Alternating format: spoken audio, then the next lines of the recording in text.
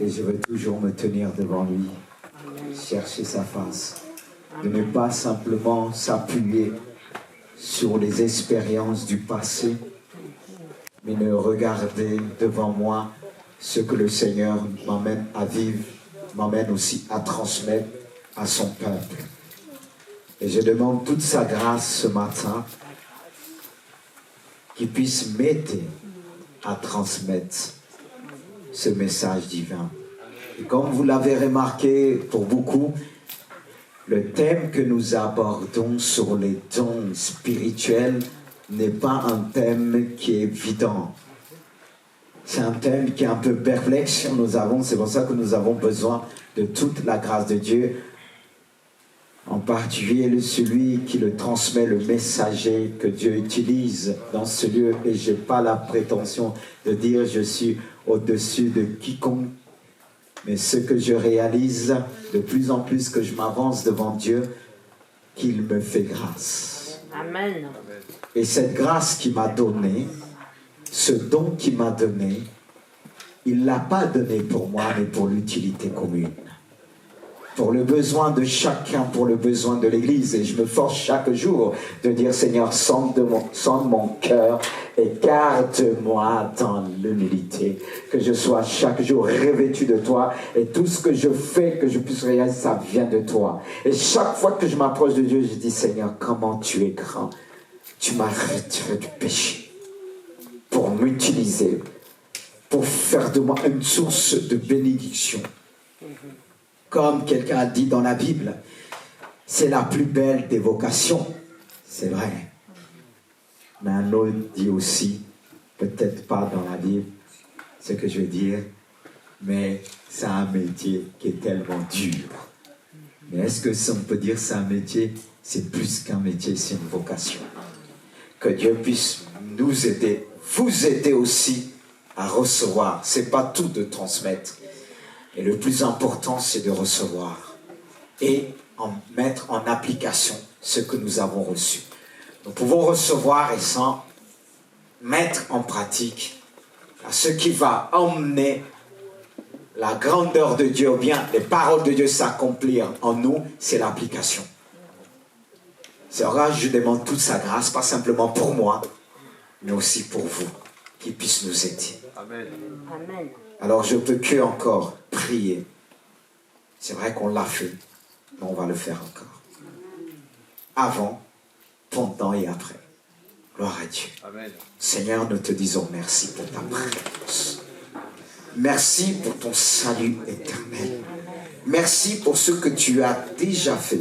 Seigneur, je regarde pas simplement ce que tu vas faire, mais pour moi, ce que tu vas faire, pour moi, est déjà fait. C'est ainsi que je veux te dire merci pour ton amour, pour ta fidélité, pour tout ce que tu réponds, pour tout ce que tu as déjà fait à travers les chants et par la prière. Fais encore. Fais.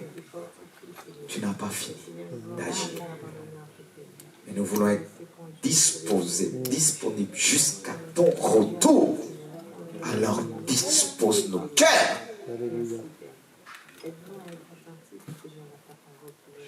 Dispose nos cœurs. Seigneur, si je devais résumer toute ma prière, je dirais ça tout simplement.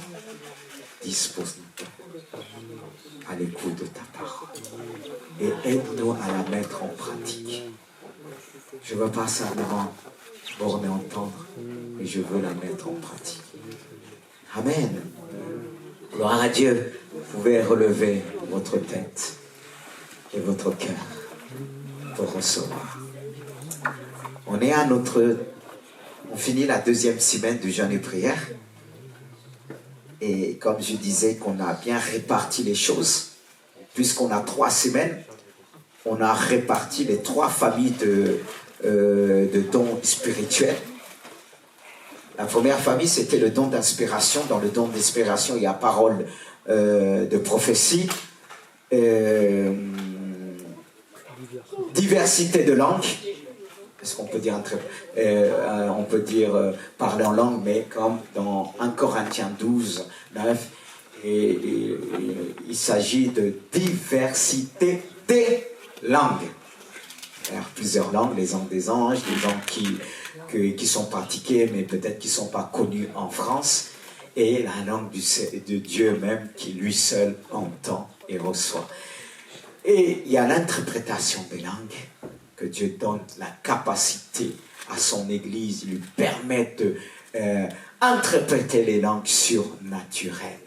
Ce ne sont pas des choses qu'on apprend à l'école ou dans une université, mais ce sont des choses que le Saint-Esprit communique à notre esprit. C'est pourquoi on a besoin toujours d'être en connexion avec notre Dieu. Il y a aussi, on va finir là, la semaine qu'on a parlé des dons de révélation, et dans les dons de révélation, il y a le parole de sagesse, parole de connaissance et discernement des esprits, et on va entamer la dernière semaine, on va finir avec le don de puissance. Il y a le don de miracle, de guérison et le don de foi. Voilà. C'est pas la foi comme la foi initiale qui nous a emmenés au salut.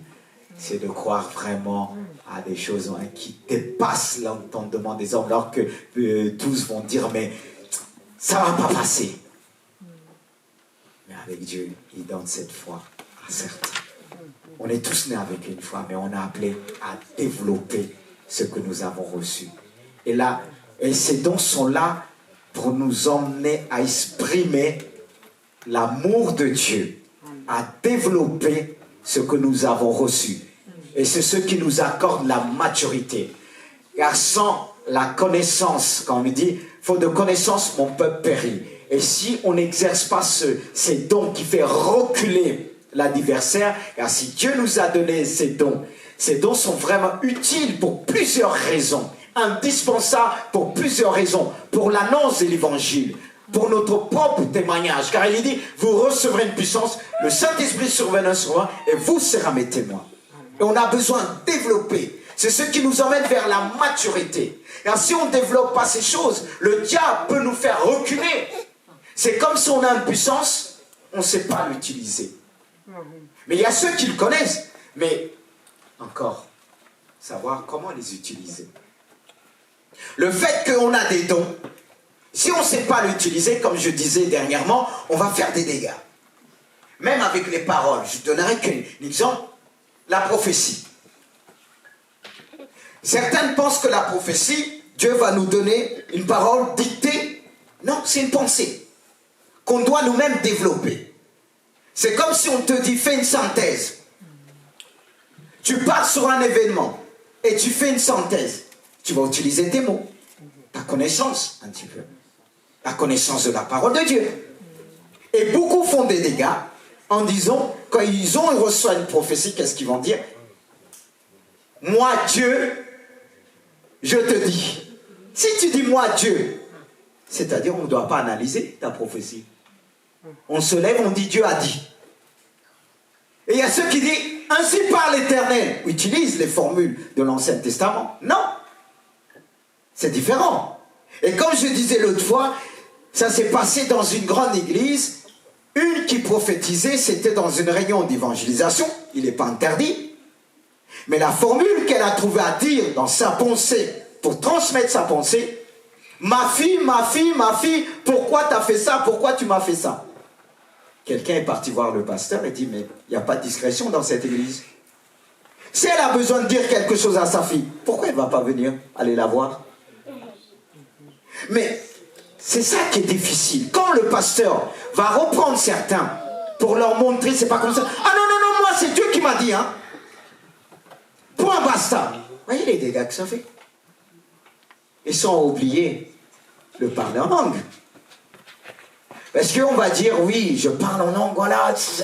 Mais quand je viens voir au milieu des personnes que la première fois, si je parle en langue, en parlant en langue, je bouscule toutes les chaises autour de moi. La personne va prendre la fuite.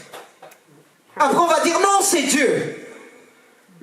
L'apôtre Paul, au Pierre, quand ceux qui l'entouraient disent, mais ils ont pris du vin, l'apôtre Paul était conscient, il les a répandus.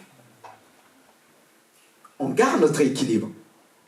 Je respecte, je ne dis pas Quand je vois certaines choses que Dieu n'a pas parlé, non, mais il faut enseigner aussi.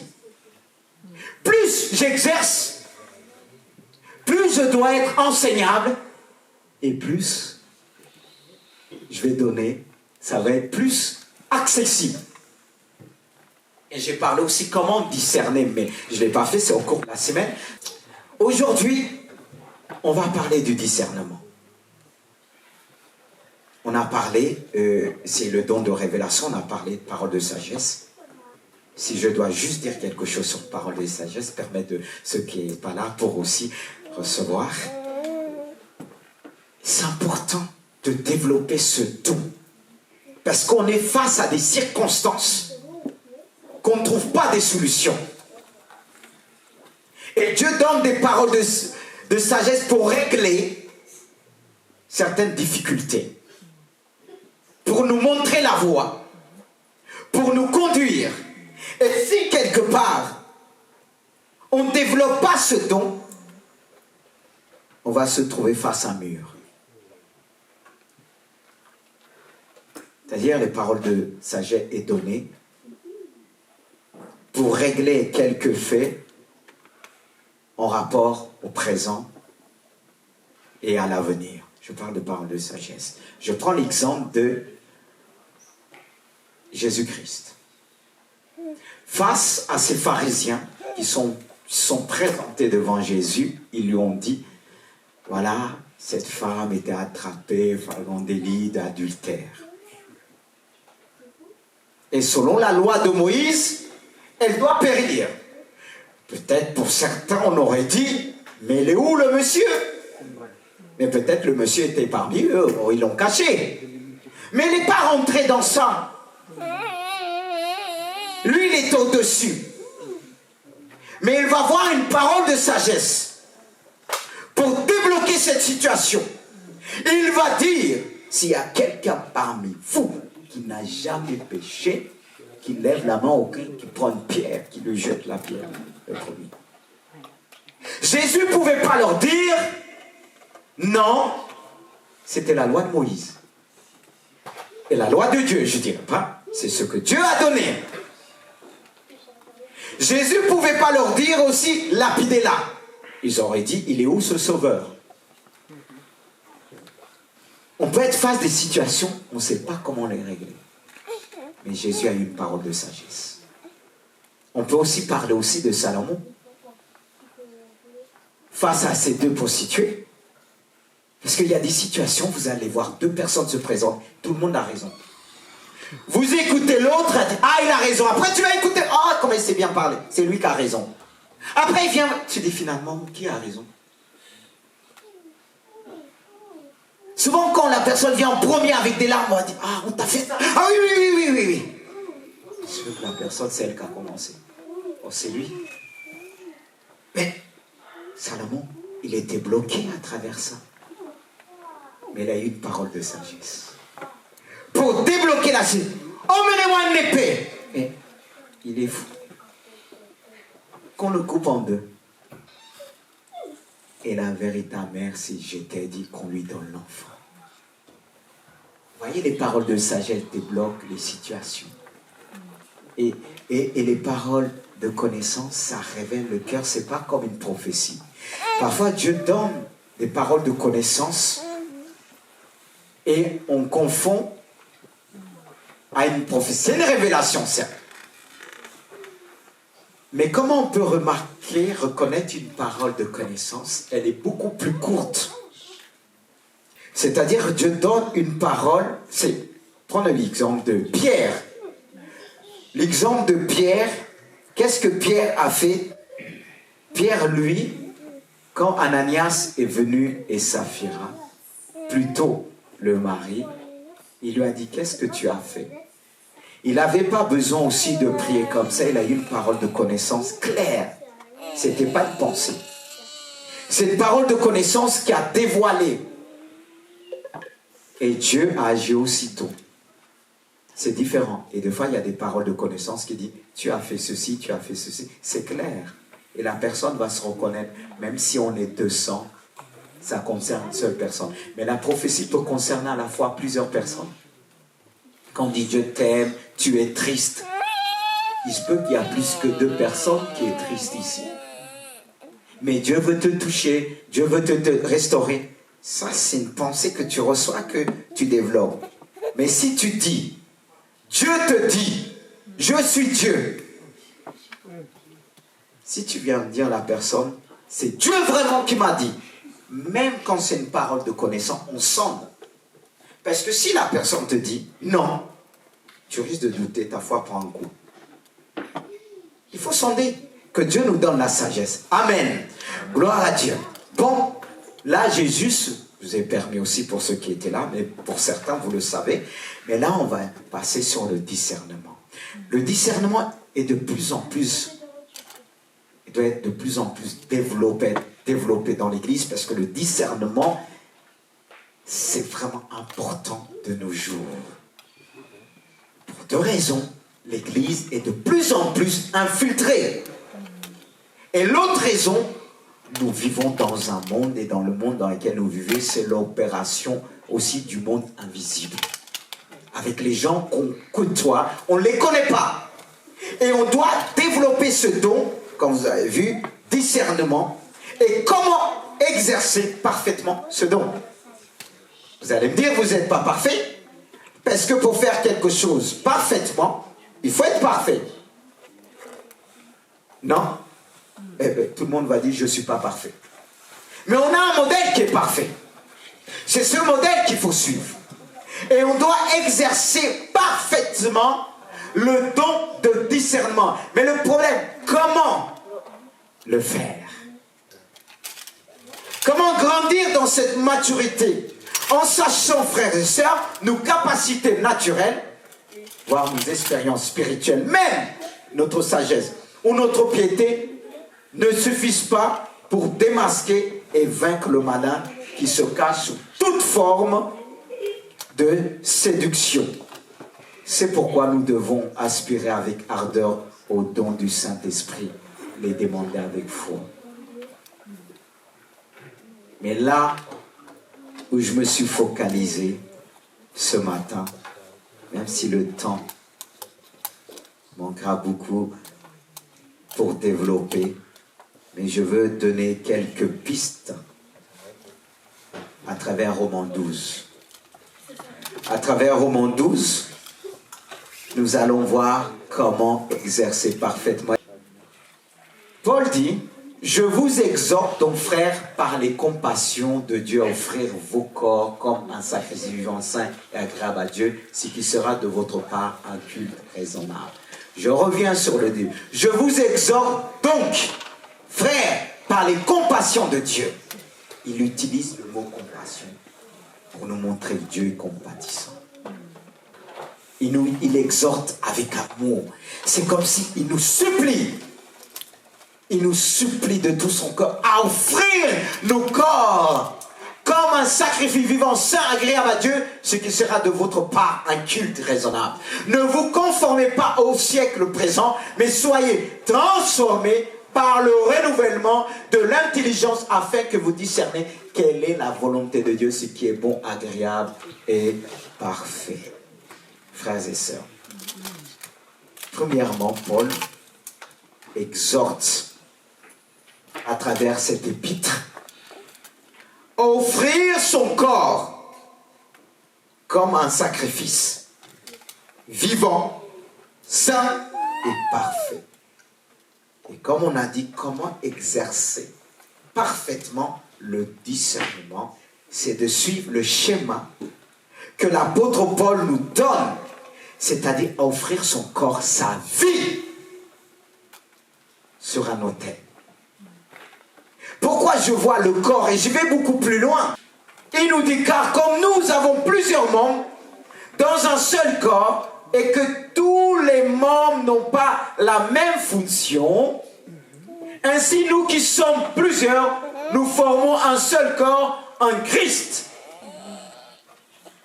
J'ai réfléchi, je dis, c'est vrai, à la fois, Dieu me parle personnellement, individuellement, mais aussi collectivement. Car on forme un seul corps. Dieu demande dans ce passage d'offrir nos corps un sacrifice. L'Église doit souffrir, donner sa vie à Jésus. Plus l'Église a plusieurs membres, on forme un seul corps, on doit offrir encore et encore tout ce que nous avons à Dieu. Nous allons l'amener. Nos vies. C'est là le problème. Est-ce qu'on arrive à faire un seul corps pour se donner ensemble? On a plusieurs membres. On ne va pas dire je vais donner mes jambes là et mes mains je vais donner de l'autre côté et ma tête devant. Non. Dieu nous appelle à se donner. À se donner pour lui et pour son Église. Si nous formons un seul corps, mais c'est là le problème. Comment l'Église va discerner pleinement si on n'est pas toujours comme un corps? C'est vrai, Paul exhorte en disant l'Église doit donner sa vie comme un sacrifice. Si Dieu me demande cela individuellement, il nous demande aussi collectivement. Mais bien aimé, est-ce qu'on le fait? Parce que, est-ce que toute l'Église est dans le jeûne?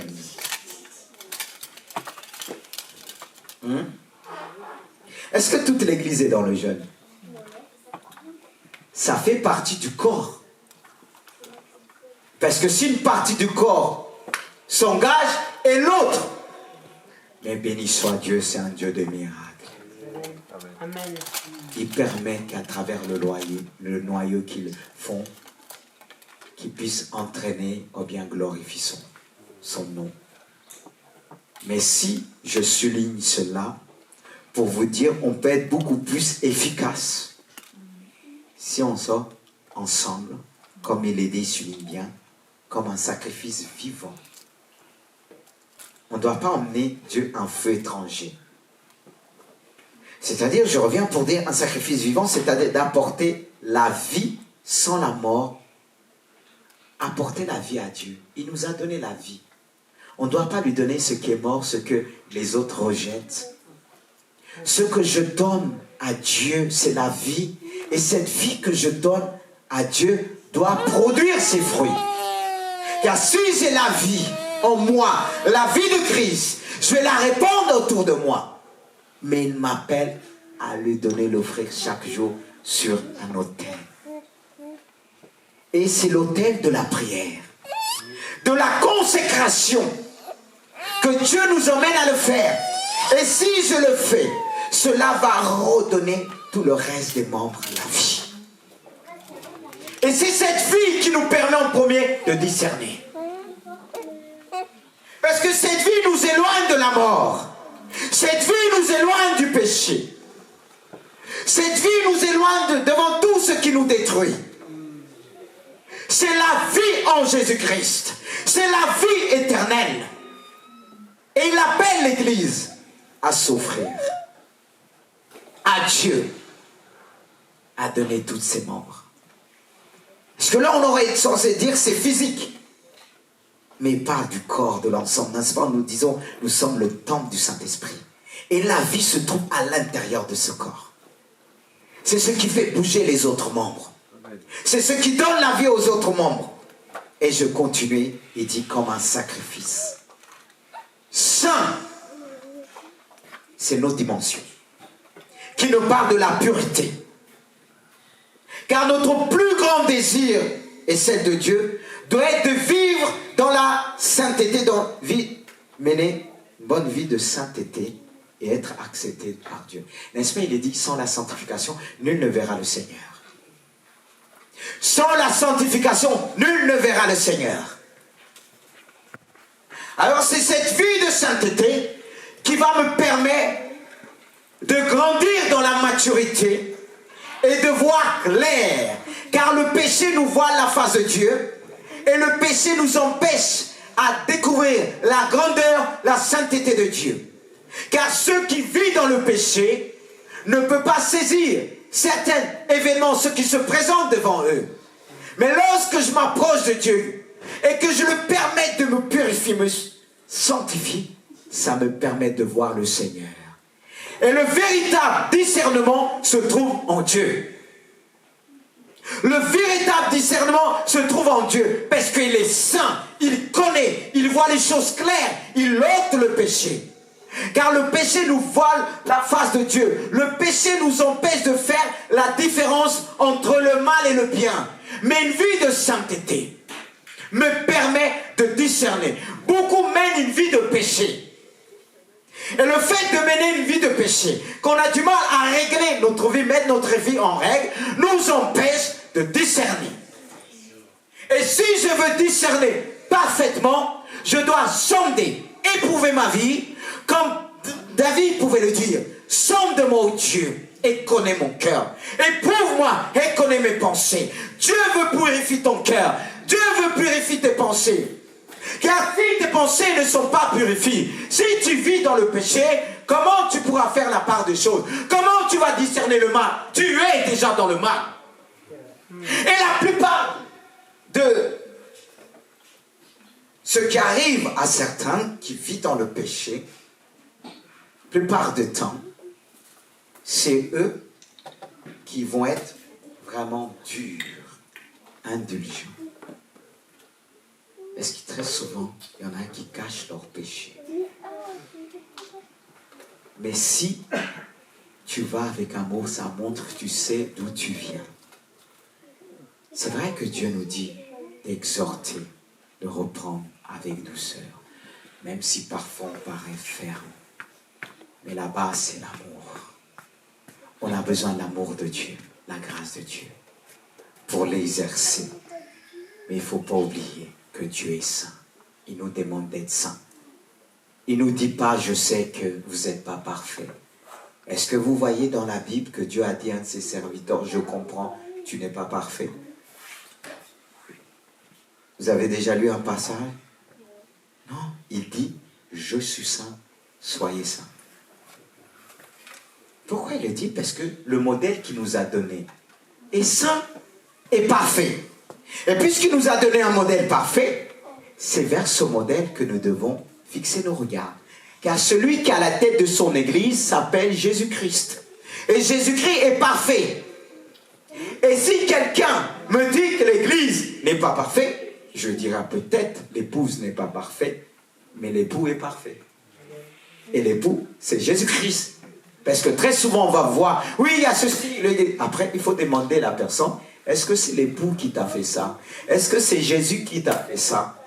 La personne va dire non. Alors, si ce n'est pas l'époux qui t'a fait ça, si c'est l'épouse et les enfants de l'épouse, regarde par rapport à l'époux. Et là, tu pourras pardonner. Parce que si tu sais ce que l'époux t'a fait, il t'a aidé. Tu étais sale, il t'a lavé. Il m'a lavé aussi. Il a lavé nos pieds. Alors si un jour, l'enfant vient te manquer respect, oh l'épouse, qu'est-ce que tu vas dire? Mais je me suis retenu à cause de l'époux. Mais est-ce que les gens se retirent et disent, ah oui, t'as raison, il faut frapper. Mais t'as oublié ce que l'époux t'a fait? Il t'a pris dans ses bras. Tu étais rejeté. L'époux t'a considéré. Il t'a pas dit, toi, il faut te frapper. Comme il a fait la parole de sagesse qu'il a donnée à cette femme. Il a dit, où sont ceux qui t'accusent? Personne. Il a dit, mais va, mais ne pêche plus. Mais après, tu vas arriver. Elle doit mourir. Et les gens disent, hey, il n'y a plus d'église, oh. Mais il y a Jésus. Il y a Jésus. Mais c'est qu'on n'a rien compris. Mais dans la vie, ça arrive même, ça nous arrive. Quand beaucoup, ils ont fait du bien un jour, le fils va être volé, différent du père. Il va dire, viens, je vais te parler. Il ne va pas lui dire, ton père m'avait fait ça. Mais il va le prendre. Le fils même ne va pas comprendre. Il dit, mais celui vient vers moi, avec tout ce que je fais. Mais il se souvient du père.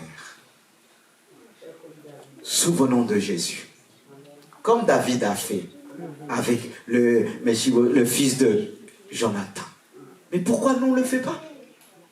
On dit, oh oui, l'église, l'épouse, elle a fait. Ah oui, non, mais non. Et souviens-toi. Parfois même ça nous calme. Quand on dit, mais s'il pouvait être comme son père, mais aide-le. Si tu le dis ce que ton père t'a fait, ça va faire tic. Peut-être que le fils avait une mauvaise image du père. Parce qu'il ne comprenait pas. Comme beaucoup ont une mauvaise image de Jésus. Mais nous, si on apporte la vie, la sainteté, ils vont découvrir Jésus-Christ. Offrons-nous à Dieu. Et il dit le dernier mot qui va suivre de ce passage verset 1, comme un sacrifice parfait. Et c'est ce que je viens de dire, nous devons suivre continuellement le modèle parfait que Dieu nous a accordé sur la terre. Et ce modèle, c'est Jésus. C'est ce modèle qui va me maintenir dans l'église. Il est parfait. Et plus je vais m'approcher de Jésus, il va m'influencer. Et quand les gens vont voir, dire, ah, cette personne est vraiment parfaite. Même si on sait que, on dit l'homme parfait, vous le trouvez, mais il me dit, mais j'ai rien trouvé. Il y a des hommes même dans la Bible qu'on pouvait dire, on n'a rien trouvé dans leur vie. Quand vous regardez le témoignage de Daniel, est-ce qu'on trouve un péché? Mais nous, pourquoi on dirait être parfait? Prends le modèle Jésus-Christ. S'il met un pas à gauche, toi tu fais pareil.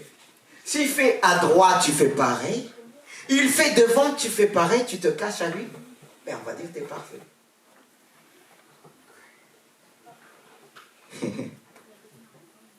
C'est pour ça qu'il dit soyez parfaits. Et deuxièmement, qu'est-ce qui peut nous permettre d'exercer parfaitement le discernement?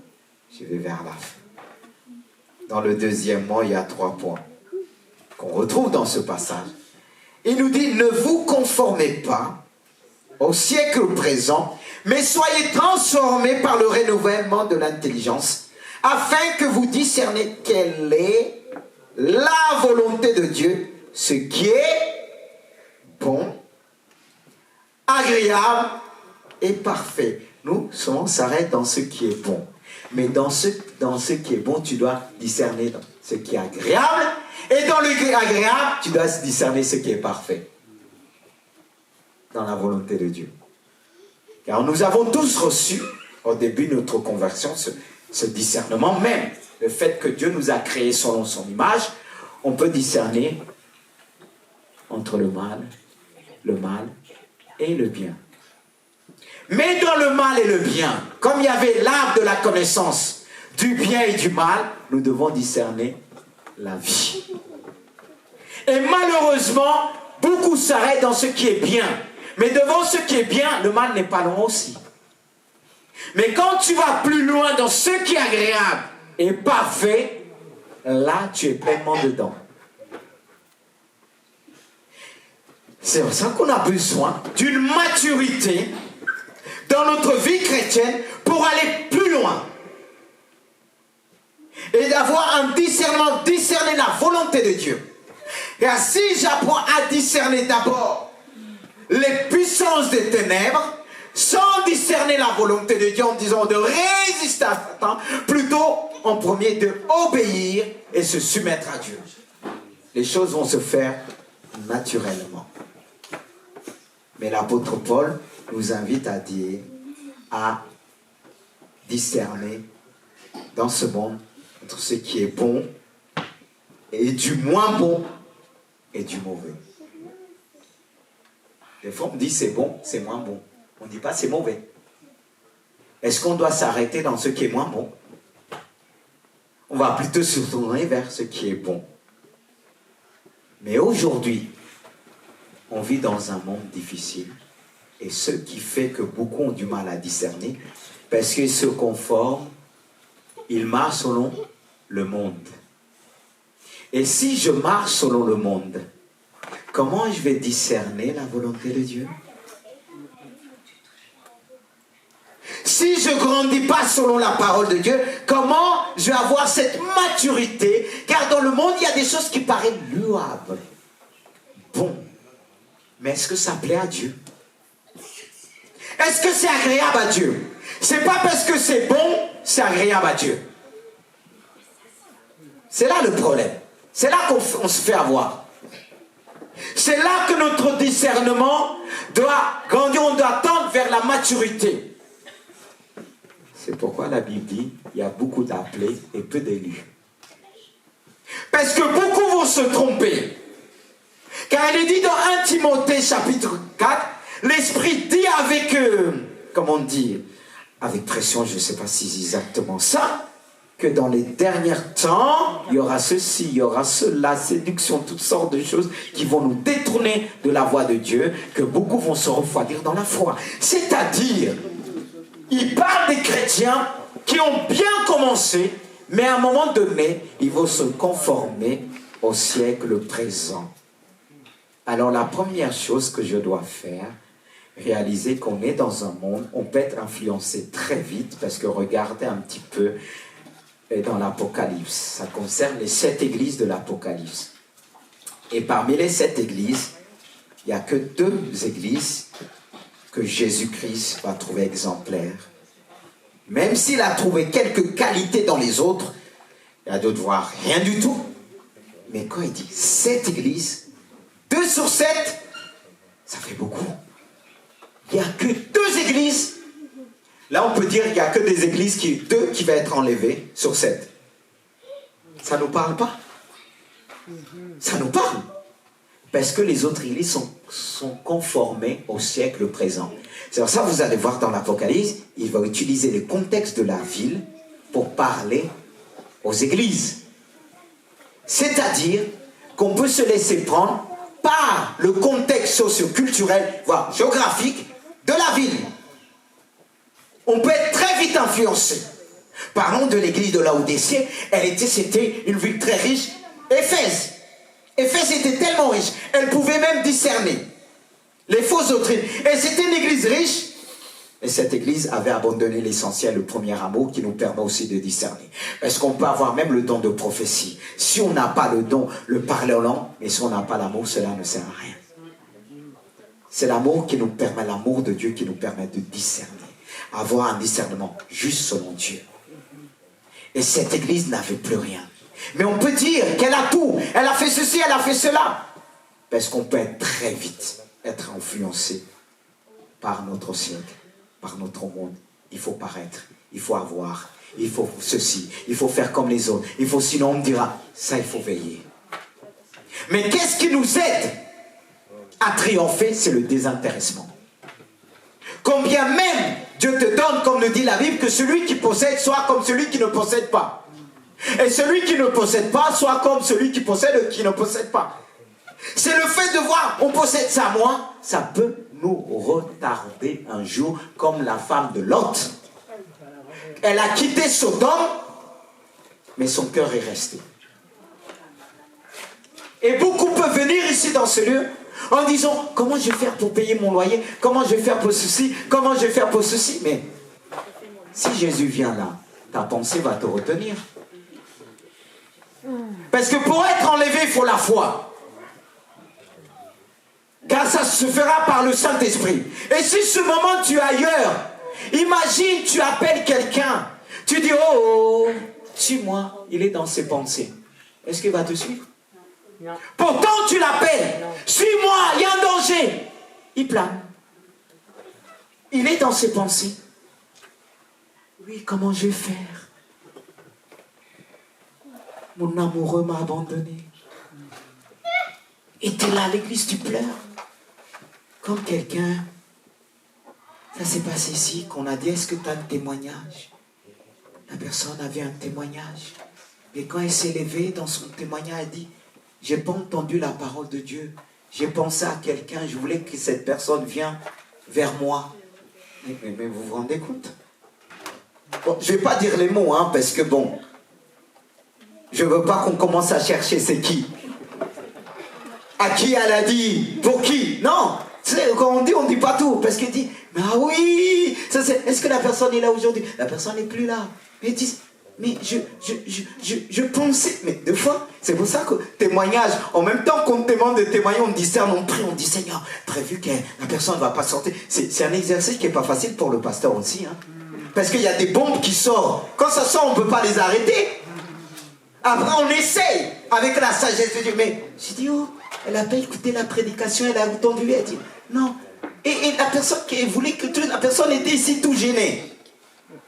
Mais vous vous rendez compte? Que le prendre dans les bras. Ben bon. Et même nous les pasteurs, on fait attention, on ne fait pas ça. Ah, ma soeur ne pleure plus. Non, pardon. Il faut faire attention. Hein. C'est vrai qu'on est frères et sœurs, mais il faut faire attention. Je ne dis pas un problème dans mon côté. Non. Il faut être prudent. Il faut faire attention. Dieu nous donne le discernement. Et il y a des choses qu'on n'a pas besoin qui descendent et disent, fais attention comme ça, frères et sœurs.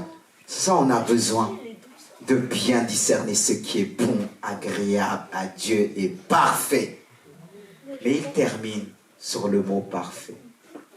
2 fois il le répète, parfait. Qu'est-ce que Dieu veut nous dire? On doit tendre vers la perfection. Et le modèle de Jésus-Christ doit être présent. C'est-à-dire, on doit être complet, entier. Tout ce que nous faisons pour Dieu, on doit être intègre.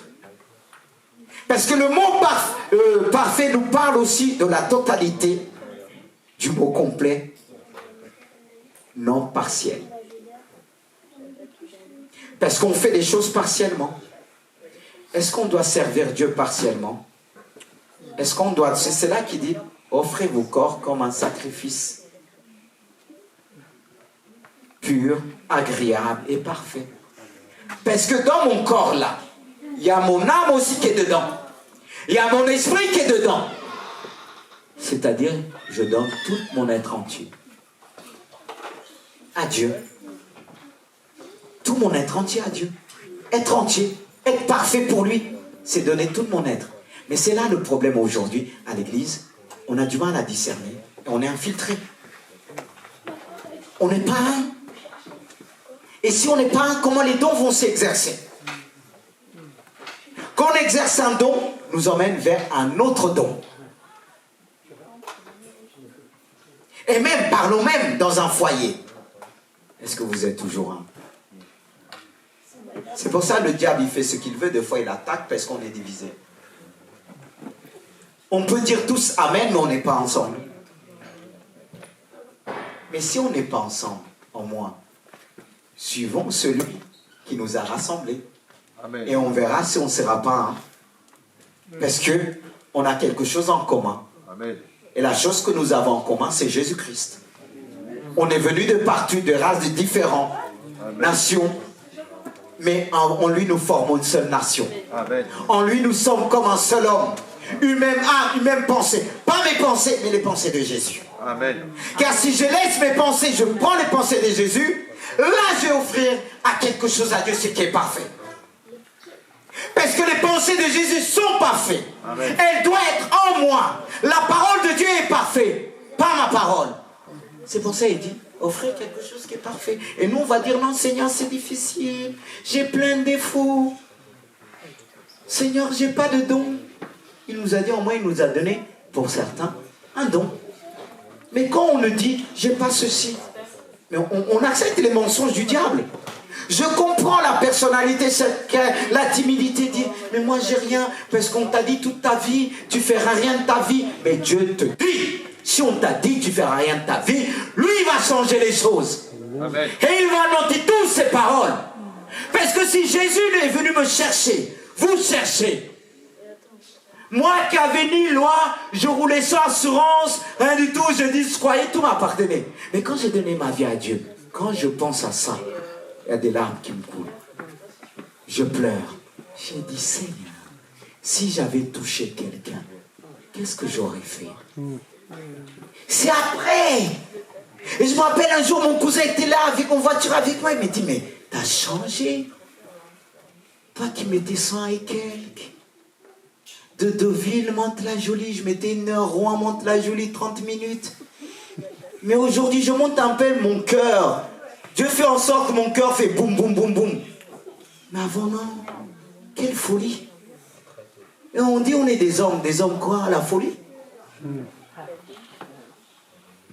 Et quand Dieu me parle de ça, j'ai dit, oh Seigneur, tu es vraiment parfait. C'est là que Dieu, on comprend les choses, on est indulgent avec les autres. On oublie vite d'où on vient. Quand on entend des chrétiens aujourd'hui, ils traitent les pécheurs comme ça. Ils sont indulgents. Et le discernement. Et pour avoir le discernement, c'est s'éprouver. C'est savoir d'où on vient. Tout simplement. Mais si tu suis ce schéma-là, dans ton discernement, tu vas toucher. On va voir en toi la sainteté de Dieu. On va voir la perfection de Dieu. Tout ce qui est agréable. Car ce qui est agréable signifie ce qui plaît, ce qui satisfait. Et le fait que tu vas satisfaire les cœurs des autres, les cœurs de ceux qui vont t'écouter. Parce que dans les dons spirituels, il y a aussi d'autres divers dons. Les dons que Dieu développe en nous, d'exercer l'hospitalité. Et pour exercer l'hospitalité, il faut avoir aussi le don de discernement. Et aussi pour présider. Nous montre dans Romains 12. Dieu nous donne des capacités de présider, d'exhorter. Et celle qui exhorte doit avoir des paroles de sagesse, des paroles de connaissance. De fois on dit, mais on n'a rien. Développons ce que Dieu nous a donné. Si on ne le développe pas, le diable va voler, c'est un voleur, il va te mentir.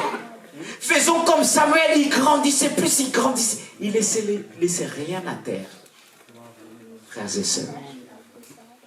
Mais nous, on est comme des orphelins.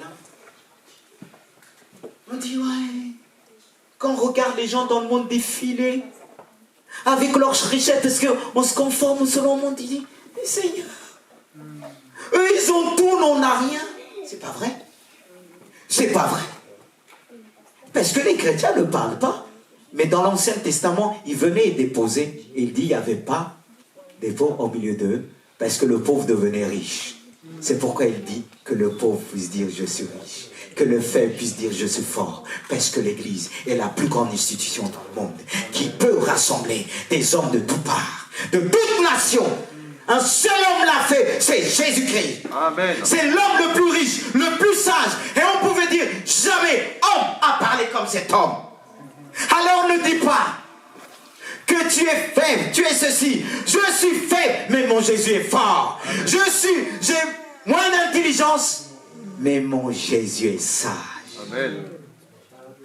Pas simplement Jésus, mais la parole qu'il nous a laissée. Alléluia. Qu'est-ce qu'on en fait? Vous savez que moi, il y a un truc que j'ai appris avec Dieu. Vous ne me verrez pas dire, il me manque ceci, il me manque ça. Je me suis interdit. Parce que je ne veux pas donner l'occasion à Satan de venir dans mes pensées. Me dire, oui, c'est vrai, m'encourager dans ce sens-là. Non. Fermons les portes. Dieu veut te dire, ma fille, je suis saint et tu es saint. Amen. Dieu, quand il te regarde, il prend plaisir. Il voit ce que tu fais. Comme il a dit à Satan devant Job, pour Job, as-tu vu mon serviteur? Nul est semblable à lui. Quel témoignage! Satan l'a dit, oh non, parce que tu lui as donné. Satan s'est trompé. Parce qu'il disait, si tu enlèves ça, je suis sûr et certain, il va te maudire de vrai. Et Dieu lui a permis. Il l'a fait. Et la foi de Job s'est manifestée encore plus. Même s'il y a des moments il flottait, c'était difficile. Parce que Satan a utilisé ses amis pour le décourager. Et sa femme qui lui a dit, tu demeures intègre, maudit Dieu et meurs. Il avait tout perdu. Mais Dieu lui a tout redonné. Alléluia. Amen. Non, même sur la terre, il nous redonne les choses. Alors, frères et sœurs, la meilleure façon de discerner, parce qu'on vit dans des moments difficiles et on est entraîné beaucoup par le monde. Beaucoup, on travaille dans ce monde. On côtoie les gens dans ce monde qui possèdent, qui nous montrent, qui défilent avec tout ce qu'ils ont. Mais en fin de compte, comme Dieu disait à l'église de Laodicée, tu fais comme tu es riche, mais tu ne sais pas, tu es pauvre, tu es nu, tu as rien. Avec la foi qu'on a, on les confond. Parce qu'il ne faut pas être impressionné devant tout ce qu'ils ont.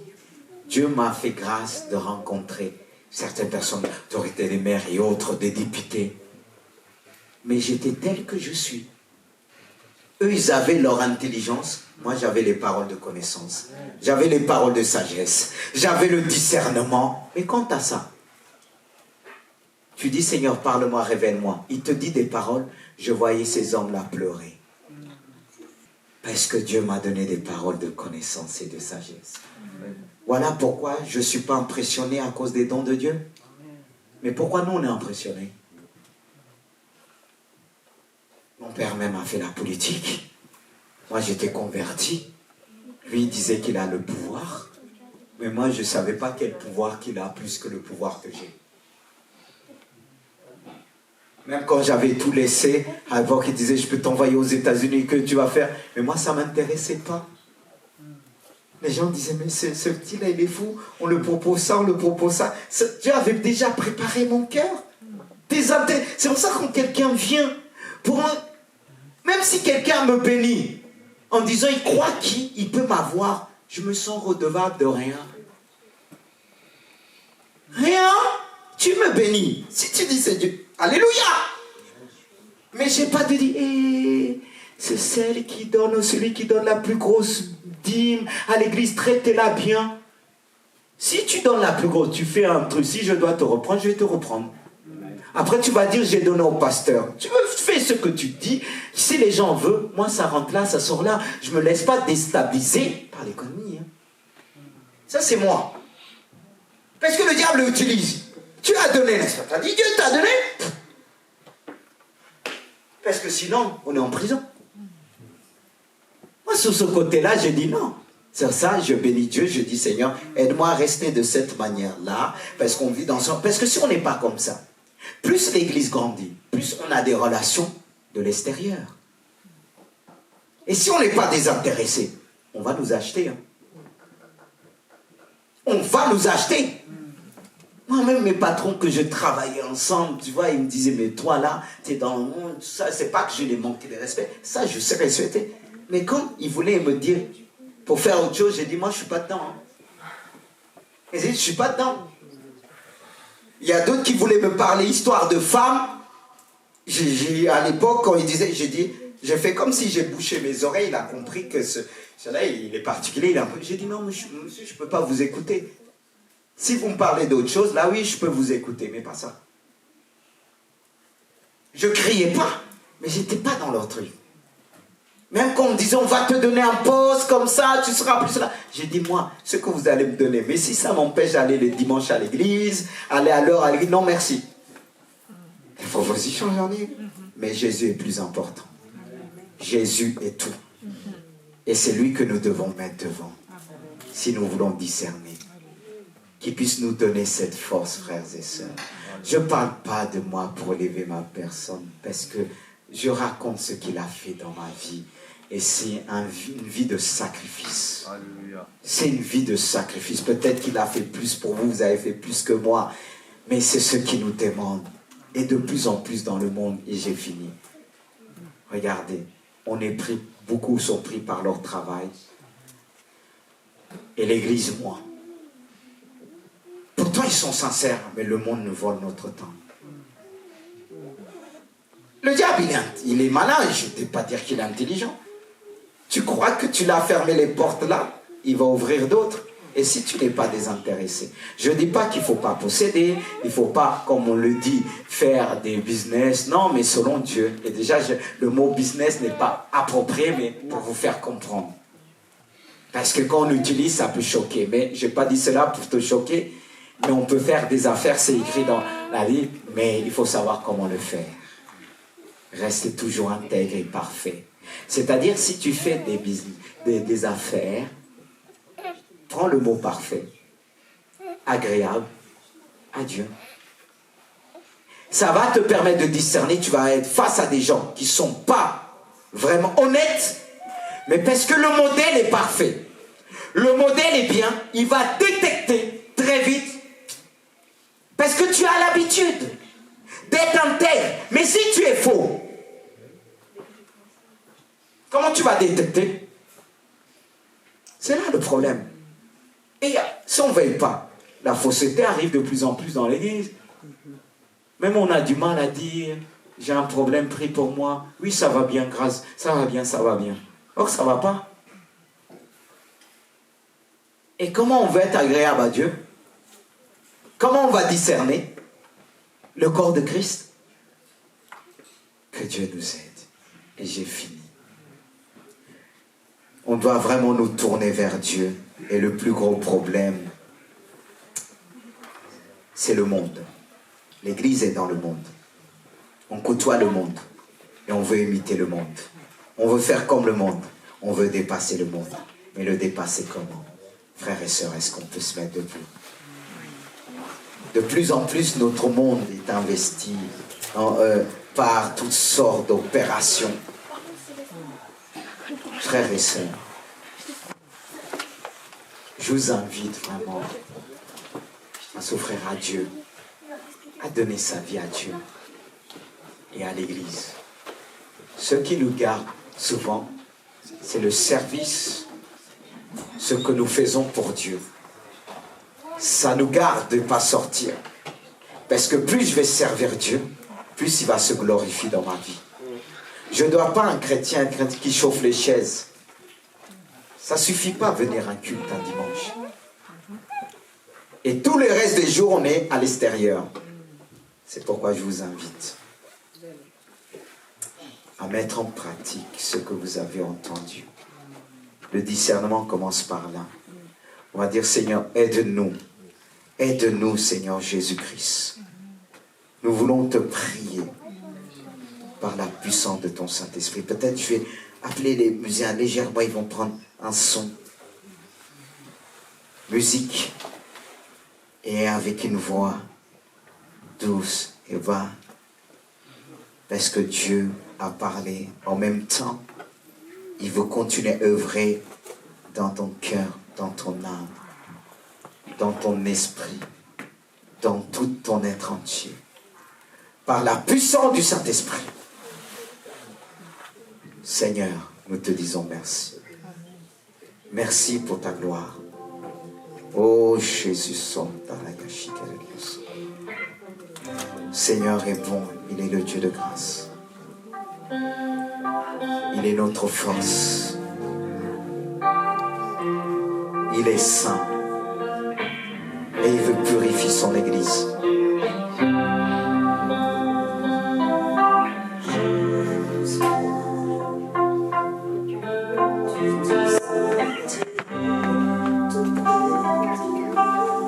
Alléluia. Alléluia. Touche ton Dieu. Touche ton Dieu. Il veut te toucher.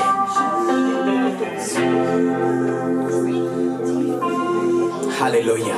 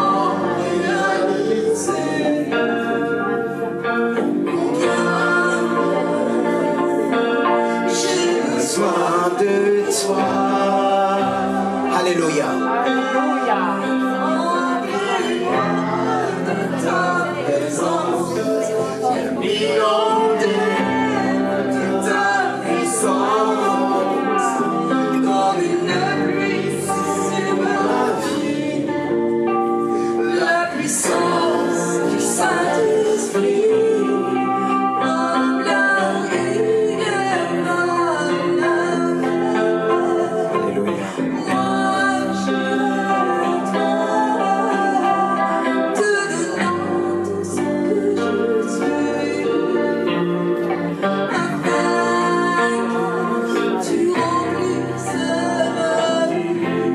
Alléluia, il remplit ta vie.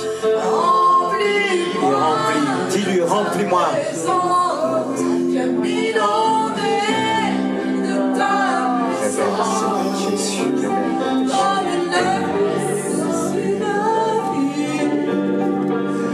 La puissance du Saint-Esprit.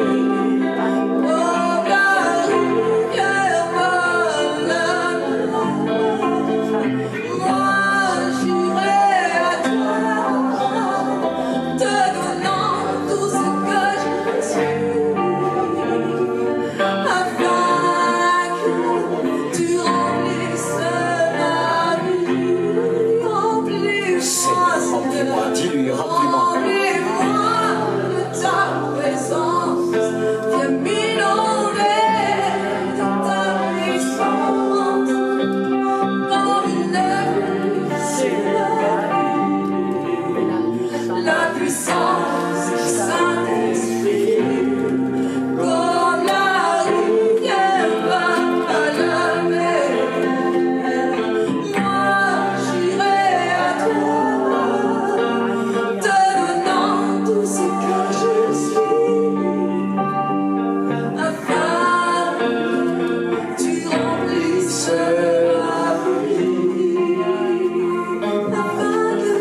Dans les voies de Dieu. Mais Dieu, peu importe ton âge, Dieu veut faire quelque chose à travers toi. Alléluia. Dieu veut faire quelque chose. Il a fait pendant ce temps qu'on a vécu avec lui. Par ce jeûne et prière, Dieu veut libérer. Peut-être il y a aussi quelqu'un qui souffre dans son corps et que tu veux la guérison. Approche-toi et nous allons prier pour toi.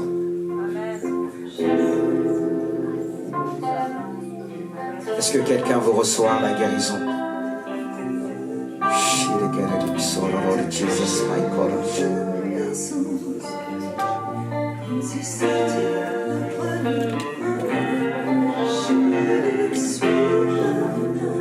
Il est celui qui guérit,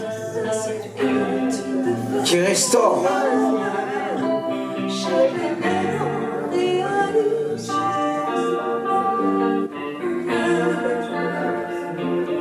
Ici, on n'expose pas les gens, les frères et sœurs. C'est pour ça que je déborde. Michael voulait parler, c'est pas imposer, non. Parce qu'il y a des choses que je veux pas qui s'exposent. On a souvent parlé. Parce qu'il faut respecter. Parfois, quand on est jeune, on ne mesure pas tout. Mais on est là pour orienter les jeunes. Prier pour eux. Et les apprendre aussi quand on dit non. Il faut se taire parce que la génération de maintenant, ils ont du mal à le faire. Mais on est là pour éduquer dans le bon sens, que Dieu soit loué. Est-ce qu'on peut reprendre ce chant avec conviction? Je te dis, je ne t'ai pas autorisé de parler. Si tu veux que je dise ça comme ça, non. Ça, tu vas apprendre aussi un peu. Tu comprends? Voilà. Là, je dis non, je ne t'ai pas autorisé de parler. Ne profite pas. Gloire à Jésus. Ma vie. Alléluia. J'ai besoin. Est-ce que tu as besoin de lui? Dis-lui. Tout près de lui. D'être touché par ta présence. Comme si c'était la première fois. Je ne suis pas indifférent à ce que Dieu fait de moi. J'ai besoin en réalité. Combien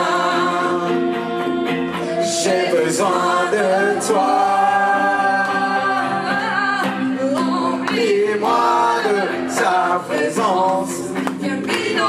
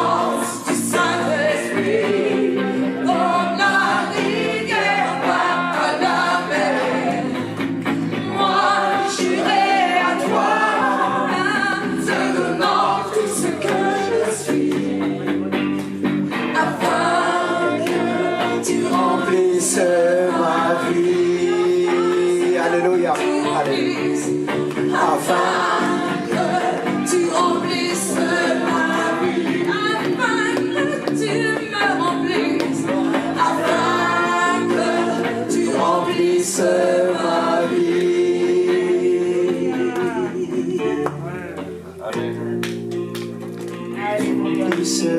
ma vie, afin que tu remplisses ma vie.